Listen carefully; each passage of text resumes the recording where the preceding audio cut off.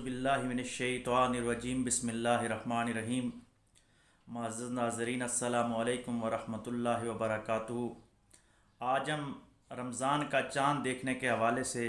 गुफ्तगू करने की कोशिश करेंगे। हुज़ूर नबी करीम सल्लल्लाहु अलैहि वसल्लम का इरशाद जो बुखारी और मुस्लिम दोनों में नकल है कि आका अलैहिस्सलाम ने फरमाया कि चाँद देख के रोज़ा रखो और चाँद देख के ईद किया करो,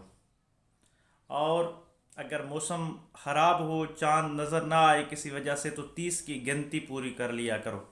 यह हदीस का मफ़हूम है। मौजूदा ज़माने में पाकिस्तान बनने से पहले ही, बल्कि पिछली सदी में भी, 20वीं और 21वीं दोनों सदियों में पाकिस्तान के अंदर रोयत हिलाल पे बहुत बड़ा एक मसला बना हुआ है और मुसलसल इसमें इख्तलाफ और इख्तराक की राहें पैदा हो रही हैं। हमारे खैबर पख्तूनख्वा के जो भाई हैं उसमें से कुछ लोग ऐसे हैं जो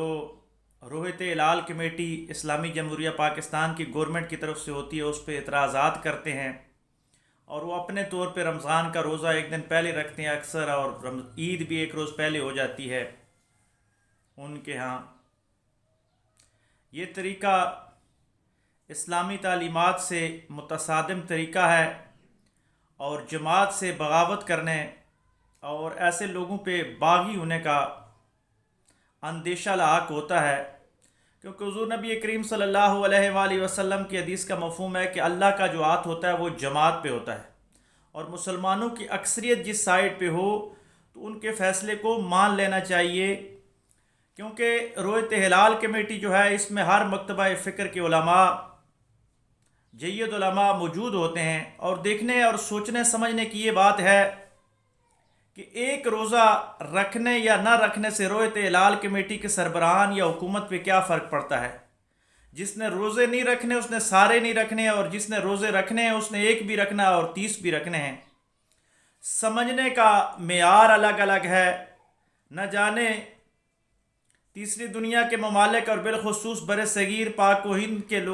लोगों के जहनों में ये बात क्यों डाल दी गई कि ज़रा सा भी मसला हो जाए तो उसमें वो साजिश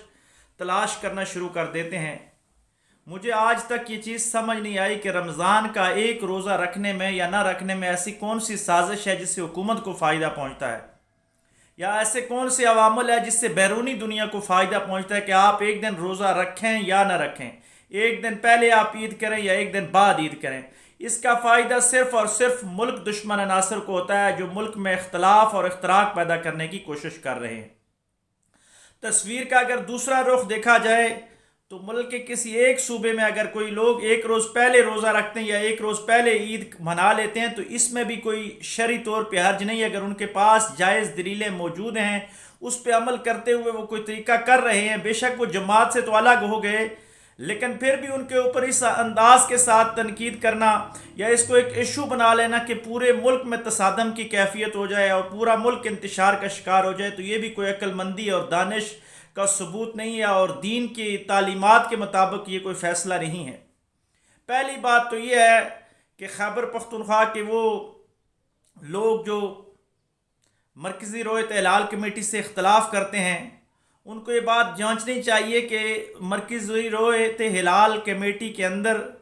जय्यद उलमा इकराम और सूबा खैबर पख्तूनख्वा और बलूचिस्तान, सिंध,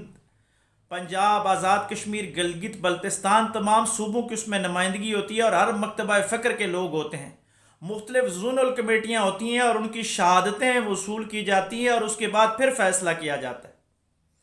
रोयत हिलाल कमेटी का जो चेयरमैन होता है वो खुद फैसला नहीं करता, बल्कि शहादतों की बुनियाद पे शूरा बाकायदा बैठ के, जय्यद उलमा बैठ के दलील और बुराइन के मुताबिक उसका ऐलान करते हैं।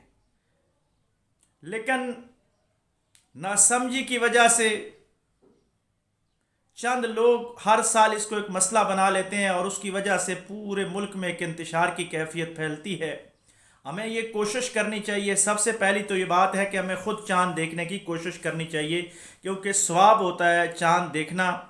रमज़ान का चाँद हो, ईद का चाँद हो या कोई भी चाँद हो, उसको देख के, क्योंकि इस्लामी त्यौहारों की इब्तदा और इंतहा चाँद से होती है,